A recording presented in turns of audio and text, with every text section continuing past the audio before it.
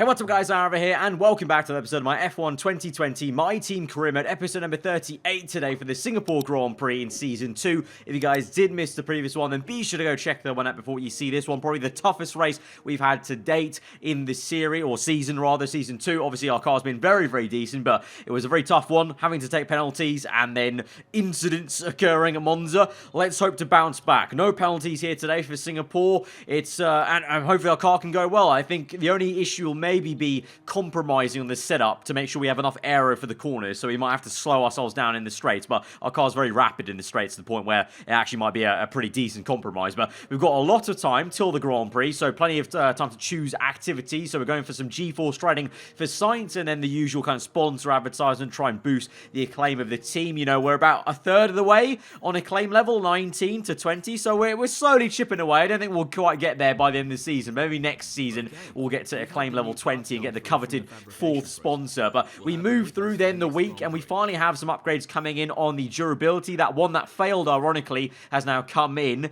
and so now finally I can get a control electronics durability upgrade, because the electronics, that's the lowest down part of the engine. If you look at the kind of menu, the lowest one, you only get 2 of those for the season. But for me personally, I don't know about you guys, maybe just because I'm so aggressive with the curbs and whatnot, and you know, taking it real to the limits of the circuit, my control electronics get worn out so badly compared to the others. Like, I've got the usual sort of, you know, the internal combustion engine is very worn. I think my MGUK is the one out of the 2 that is quite bad, but then the control electronics have always been very bad for me. They get to like 60% already, and we're only 2/3 of the way through the season. Now, you know, when I took the penalty for Italy, the other 2 that I'd already used, already up to like 60 or 70% used. So, yeah, I really wanted that upgrade, but we had to wait a long while to dive into that. So we went ahead and purchased that upgrade. Now looking at performance one though as well, because going into Singapore, it looks like Mercedes might be bringing some upgrades. Right now as it stands, we're still good aero and chassis wise. We're still the best team chassis wise. I think just about maybe, or second place in aero. Engine wise, we've gone down a little bit, but that will be due to also ERS and fuel management. You've got to remember that may not necessarily be, you know, pure engine power, but we're going to make a small little upgrade there, the minor fuel upgrade. Even though fuel, it's not been a huge issue for us, but obviously it can always be better. We can, you know, start with basically like no extra fuel and still be fine in the Grand Prix. That'd be quite a dream, of course. So just trying to chip away and continue to just do enough to stay ahead of the curve, basically. But as I said, because we've been plateauing in the last few episodes due to doing upgrades on the durability and kind of focusing elsewhere, the other teams have been catching us up a little bit, and also in ourselves, we've had, you know, a few little mistakes, a few incidents here and there, so they've caught us up a little bit. So as we move through then, obviously that minor upgrade, I didn't take a risk on that. That's going to just be a normal development, so that'll come in for next episode, I hope, really. But going into then this race weekend for Singapore, Mercedes did bring enough upgrades to just go above us on the R&D chart. Not by much, though. You'll see that that gap between us is the smallest it's ever been, really. So it's a really tiny advantage. Who knows what it'll be like in practice around Singapore. Obviously, in real life, the Mercedes car's never gone amazing at Singapore. They kind of bounced back a little bit 2018, 2019 in terms of how much the gap was to like cars like Ferrari and Red Bull, for example, but they've never gone amazingly. So hopefully we can still have an advantage here around the street circuit. But Red Bull have improved. Ferrari bring further upgrades from Singapore. So Leclerc's now won the last 2 races, kind of almost like he did in real life last season in 2019. So have they got a legal engine upgrade, I wonder? I don't know. I mean, these upgrades are coming thick and fast, I'm just saying. But I'm joking aside, they're bringing some decent upgrades, so I would expect them to be decent. Leclerc's AI to have momentum, because he's going to have maybe some improvements on his stats from winning 2 races in a row, potentially, as well. So let's be cautious of that. And also, to be fair, everyone is actually upgraded. You know, Renault, Alfa Romeo, even Williams there. So everyone's looking to improve in this latter stage of the season, in an awkward moment for us, because I feel like it's, you know, I don't want to spend too much R&D points to continue upgrading the car and keep up pace with everyone, because I'm wary there could be a massive regulation change, and we know from last season we need a good 2,000 at least, or 3,000 points to redo everything and to make everything fine for next season. So it's a tricky situation that we're in right now. It's going to be a hard decision to make where we go about it, but we're going to let that simmer, obviously, and we'll get to that bridge. We'll cross that bridge once we get to it, and let's let's head on into qualifying then under the floodlights and also under the monsoon rain. Hello, absolutely bucketing it down here at Singapore. We've got some very difficult conditions right now. Literally, I think this is the heaviest the rain you can ever get in the game because the icon was the kind of rainfall and then also the kind of lightning bolt. So this is the monsoon weather, essentially. You can see that, really, because everything's so shiny because there's so much standing water everywhere. The understeer I'm meeting is also a very annoying lighting bug that's going on. You can see the same bit of light is just carrying over at every puddle, which I don't think should really happen, but you can see how treacherous it is on the rear end there, stepping out so much already. Understeer, oversteer, everything. So it's pretty much a survival lap at this point at the start of Q1. So I can't lie, I had a little bit of a pull at my collar here because I was a bit worried that, you know, this could catch us out. And we need to make sure we are on track at the right time because I think it's going to get lighter rain as we go on through. And so we finished that lap. It's a horrendous lap. I just tried to tiptoe around, but it was very slow. Thankfully, though, here you go. Top right. It's the very end of the session, but I went out at the right time and saw it was going to be intermediate. So that's a very extreme bit of weather change from monsoon to heavy rain to light rain conditions for intermediate. It's very, very odd.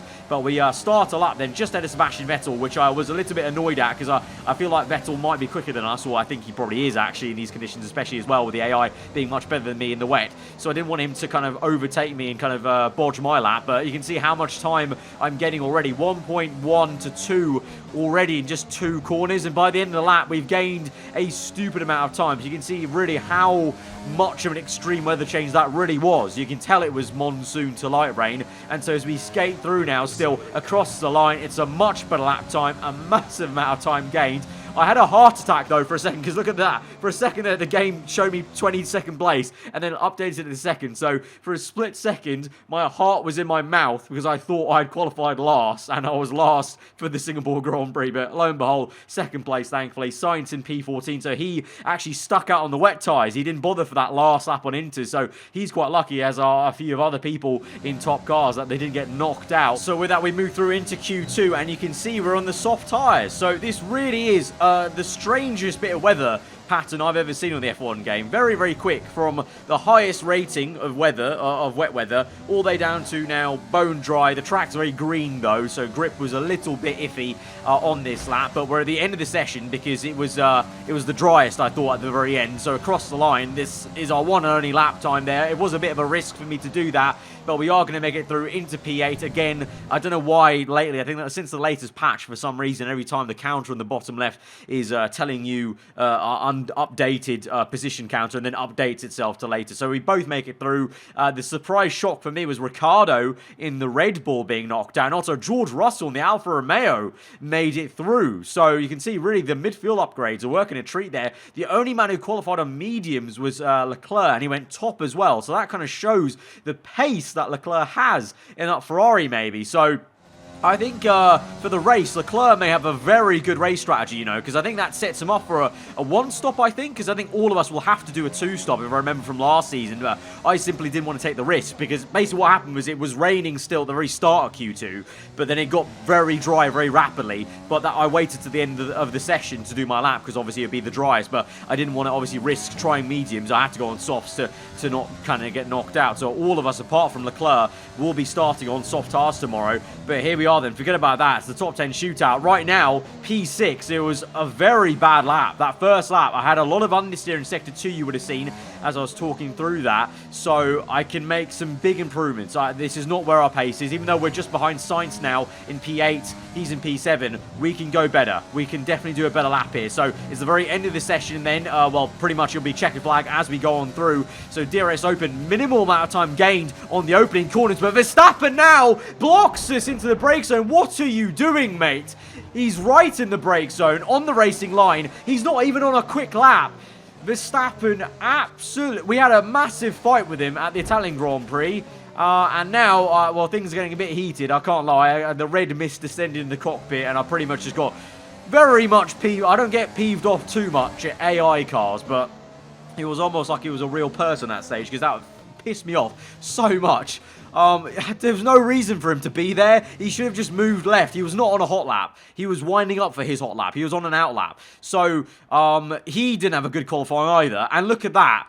Vettel pole position. Bottas, 9,000 or less in second place. Sainz in third. It was supremely close. Literally millimeters would have covered Vettel to Bottas to Sainz. And we could have been right up there. And instead we're P10 because Verstappen blocked our second run. So, yeah, very annoying. I've got some beef now with Verstappen because, you know, we came towards a little bit. Had a massive fight at Italy, which was fine. But now, that just was not needed. Just wasn't. Especially because he qualified P8. He didn't even make the most of it. So, there we are then. We've got some making up to do. Got to at least try and get up to, you know, P3, P4, where our car should be, because our teammate's there. And then we'll see what the race strategy says, because I think Leclerc, like I said, will have a massive advantage, but we've got to make the most of our situation versus the rest of the guys on soft tyres.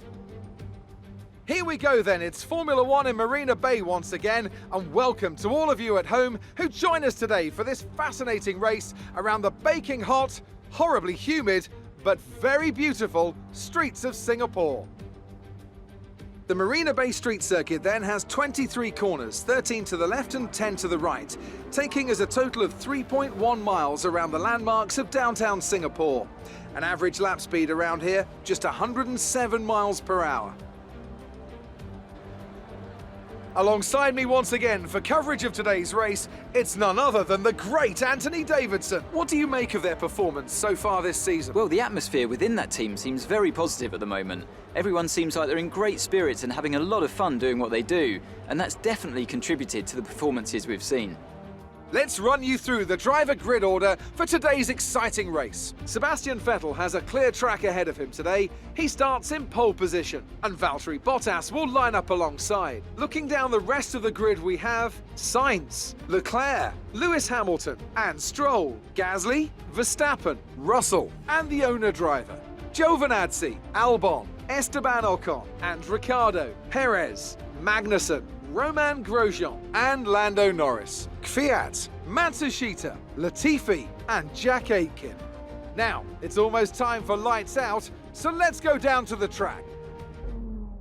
So not exactly where we want to be, but obviously compared to last episode, we're at least at the sharp end, you know, in the front half, where we don't need to do a massive amount of overtaking, but we still have to get through some traffic to get towards where Sainz is. You can see the strategy will be a two-stop. The soft tyre really does not last long here, so two-stop onto two sets of mediums, which is fine. I think that's a good race tyre. It's just the fact that I can already tell, I think Leclerc is going to have a very dominant victory, I think, here, unless something goes wrong or he hits traffic in his one-stop strategy. I assume he's going to do a one-stop from, like, the mediums to the hards, but you never know with Ferrari strategists. But for us, it's full steam ahead from 10th place and just trying to make up for qualifying and do the best job we can at trying to match Sainz at least in the race. So here we go then to 5 red lights to the Singapore Grand Prix, and we're underway. It's a good start for us. A lot of ERSUs wanting to get past Verstappen straight away, as I've got a bit of a vendetta against him now after that qualifying, so trying to get down the inside, force him wide on purpose here by going a little bit wide on purpose on the right-hand side, scrub him off, and the Alfa Romeo's overtaken him. Russell is now side by side with him, so that's what we wanted there. Got past 2 cars, up into, what's that, P8 now, but ahead of the Red Bull car. We can just see him off in the distance. Right now, though, it's Vettel that leads the way ahead of Bottas to Leclerc, and I think Sainz there in P4 maybe, just ahead of Hamilton. So we made some good progress here, but now we find ourselves behind Pierre Gasly and Lance Stroll. 2 cars we haven't seen too much of in recent races, to be fair. So can we try and get the AlphaTauri now, the lead Red Bull car in this race? So fair play, Pierre, but we're going to try and go down the inside now. Good amount of ERSUs, and nice, he does it, rolling the car through on that apex on lap number 1. And we're up into P7. So this is, if we keep up this rate of progress, that'll be good. But that's much easier said than done, as we're now right behind Lance Stroll on the end of lap 2 then. So a whole lap and a bit has gone by, and we've still not got past the Racing Point car. And you can see the gap that's built to Hamilton. But that Racing Point's pretty decent in a straight line. We just need to try and catch him out in the corner somewhere off this last bend. ERS usage, no DRS quite yet, but it's going to be activated on this lap. But down the inside we go. Lots of curb use, but we're up into P6, and that's a very crucial overtake, because now we have a lot of clean air. Up ahead is Hamilton, and he's behind Sainz, and then just ahead is one of the Ferraris of Leclerc, I think, or mediums, obviously, so a little bit slower in this race. But if we can try and catch up to them before the pit stop phase, that'll be decent, and that's exactly what we look to do on lap number 5, even though I must say, say, my tyres are feeling pretty bad now. I can already feel the tyre we're kicking in. I think Hamilton's feeling a lot more because we have closed up now. We're within 1 second just about. I think Sainz actually more so is feeling it even worse because he's kind of backing Lewis up into me. And actually Hamilton comes in now for the undercut on Sainz. We're going to come in with him and try and undercut ourselves because I think the tyre honestly might be that bad. We might be able to jump our teammate just with 1 lap difference on the pit stop here. So coming down now onto a set of medium tyres, the tyre that Leclerc is already on. And even though he was quite slow at the start of this race, now he'll be the fastest man on track on those mediums, and he'll have track position, of course. But a quick pit stop, then 1.9, and it's quick enough to get ahead of Lewis Hamilton. Mega work there from the team. That was awesome. Great stuff there. So 1 overtake done in the pit lane and maybe 1 done on circuit with this undercut on Sainz. So that could be 2 moves done in the span of just 1 pit strategy. But mega work. 1.9. Quick as you like. And there you go. But now we look on. Here is Sainz coming out of the pit lane now. Where are we going to be? Into turn 1. There we go. And Hamilton's flown past as well. So Sainz really screwed over by the strategy there by going for 1 more lap. I don't know actually why he came in earlier than me because he obviously had track position. But I guess we held our own in terms of the kind of favoritism with the strategy call. So we're now ahead of both those cars. And now we can look to try and chase after Valtteri Bottas. Although to be fair, I will say the Mercs are the better car on paper. And I feel like they are the faster car here. We're catching up to Bottas now, lap number 9, a few laps later, only because we're in this train now with Vettel as well. We're behind a few of the midfield cars, so this is the entire top flight minus Leclerc. Leclerc is somewhere off in the distance on mediums, still yet to make the pit stop.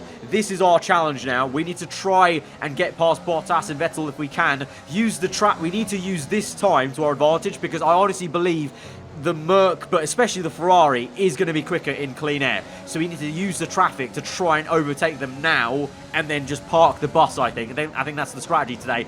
But it's easier said than done. Even worse than before with Stroll and Gasly, because here we're trying to overtake Mercedes car. We have a look down the inside, but Bottas is going to be very harsh on the fence, squeezes us into the curb. We give him the room, and you can see there, Bottas really aggressive on the defense there, almost squeezing me right into the wall, and then we get flustered with the lock-up on the front left, and the front end just completely disappears here, so having to recompose ourselves for another attack maybe. So that's like 2-3 laps gone now in this train, so really quite difficult. It's not just the AI that find it hard to overtake in traffic, it's the player as well, because it is, you know, very much like real life F1. It is difficult sometimes, and we have a go again and just can't do it on the inside. They can't get the traction because we get on the curb, because I'm trying to get down the inside and use the curb to, you know, get round, but that's all obviously not allowing me to accelerate as much as I want to. But we're going very slow now. Up ahead of us, that car, I can't see who it is right at the start of the train, but they're going so slow. So we actually are able to go round the outside. Bottas hits the curb, and we've gone the long way round at the hairpin. What a weird place to make an overtake, but we've done it. Open DRS. And it's even worse for him as we get the kind of advantage there because we were behind him before the detection point. And so we're up into P11. Now, can we do anything on Vettel? Magnussen comes in, or Matsushita, sorry, not Magnussen. Matsushita in the Renault comes in, and Vettel's now got some clean air. Bottas is still pressurizing me. We have a little look around the outside of the Ferrari car, but just unable to make it work. Vettel a little bit defensive there with the brake check mid-corner. And as I said, Bottas is still very much there because, you know, he is the quicker car, I think, honestly, in this race. So you can kind of tell in a way the way he's right behind me.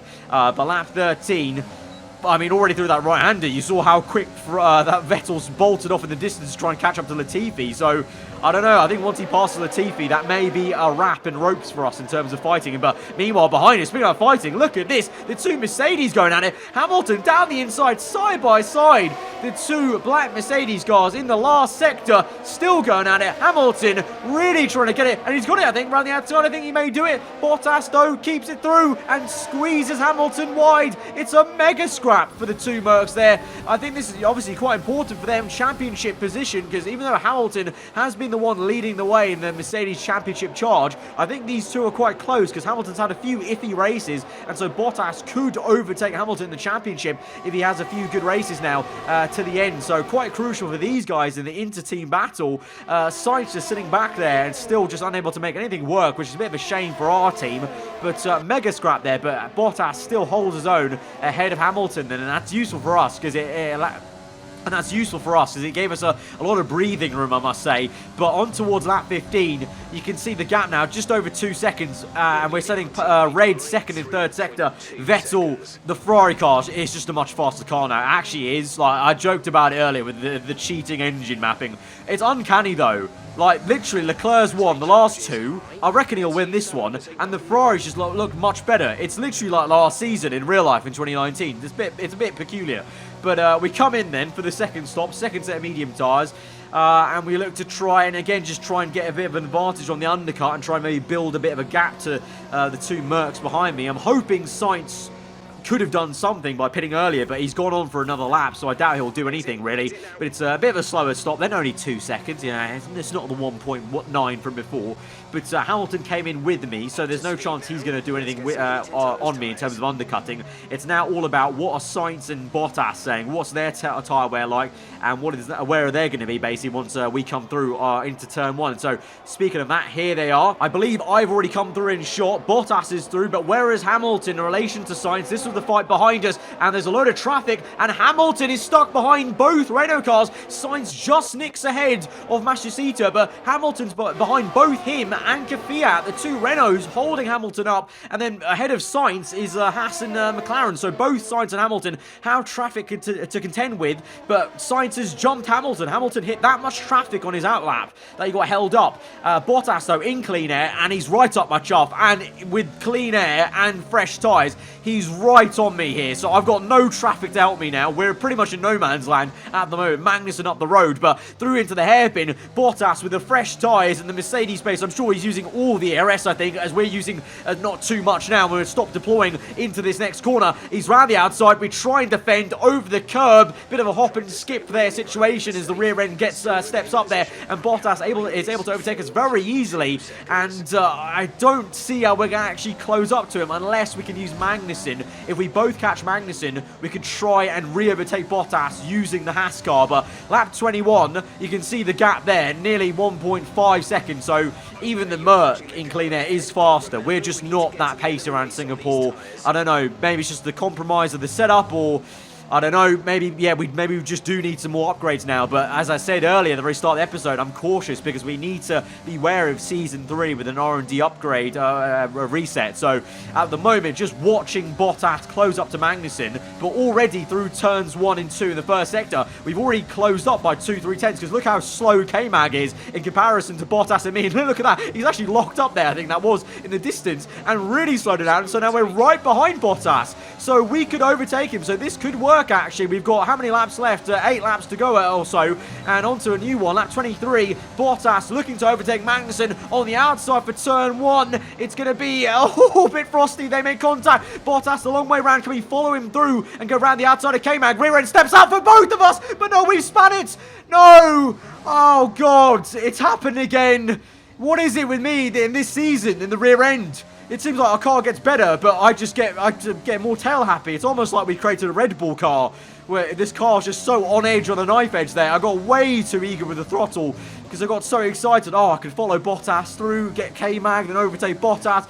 In the end then, I actually damaged a bit of my front wing somehow. I think that's when I spanned. We got a bit of a lime green situation, and you can see there, I'm actually quite lucky I didn't break off my entire front wing there, but I just love tapping the wall. So we've only got a few laps to go. Thankfully, I'm basically in no man's land. I'm near no one. Behind me, Norris is holding up Sainz, and ahead of me, well, Magnussen is behind Bottas. So I just keep it calm. Lap 31, here we are, going towards the end. Norris and Sainz have caught up to me, but it's too late. It's the last lap. I should be able to hold this through on the last lap. So in the end, it maybe could have been P4 if we defended against Bottas. Realistically, it would have only been P5, because I don't think in the end Bottas would have he wouldn't have stayed behind us. He probably would have had the pace to get us. So we've only lost that one position. It's still quite frustrating at the end there as another kind of spin mistake as we did in Austria, but it's the best of a bad situation. We beat our teammate from P10, so I can't complain, but it's Charles Leclerc. Let's talk about him. Just like in real life, as I said, in 2019, he's done it. He's got 3 wins in a row. Madness. Absolute madness here for Ferrari and him. They've endured the harsh conditions here in Singapore to pull off a spectacular victory. Anthony, tell me, what was it that helped them achieve this success? I think that smart tyre management on track and very smooth driving definitely assisted in their victory today. That combination meant they got the absolute maximum out of their tyres at all times. Ferrari are at it again, an excellent performance at today's Grand Prix, and they're certainly a team that know what they're doing out there. So, I mean, Leclerc and Ferrari were quite far away in terms of points in the championship, drivers and constructors, so I'm not really worried that they're going to become a contender unless they go on to win every single race now, from now on. But, like I said last episode, I think, before he even won his second race, this now means they're a spanner in the works. This means that myself, Bottas, Hamilton, Sainz, we score less points, which means it's a lot closer. Like, everything's a lot closer. There's no big swings. Like, Mercedes can't big swing us to try and get us, and I can't vice versa do that to maintain my lead. So right now, Drivers' Championship wise, I'm still feeling very good. 37 points ahead, but Constructors, it's still, I think, the same 20 points. So it's kind of give or take, really. So it's going to be very intriguing to see how the end of the season pans out. I just can't really tell if Ferrari are going to stay there, and then, you know, are Merc going to get any quicker than they already have done this episode compared to us? It's going to be interesting, for sure, and hopefully we don't get blocked off by Verstappen once again in a future episode in qualifying. But that has been a very entertaining, nonetheless, Singapore Grand Prix from top to finish there with the monsoon weather at this. I still can't believe that all happened in one race weekend. Monsoon weather to dry, beef with Verstappen, I mean, making our way through, and then just the god-awful mistaken spin, which gave me some PTSD from Austria, really. But thankfully it wasn't as bad as Austria, I don't think, in terms of we're at the very end of the race. But it does mean we're a little bit lower on cash coming in. But to be fair, cash hasn't been much of an issue for us lately in this career mode series at the moment in Season 2. Over just under 23 million still in the bank, which is pretty decent. So guys, if you did enjoy this episode, hit that like button. Let me know what you thought in the comments below. If you're new around here, then do get subscribed for weekly Formula 1 content. I've been aarava. Hope you guys enjoy today. I'll see you guys next time. Goodbye.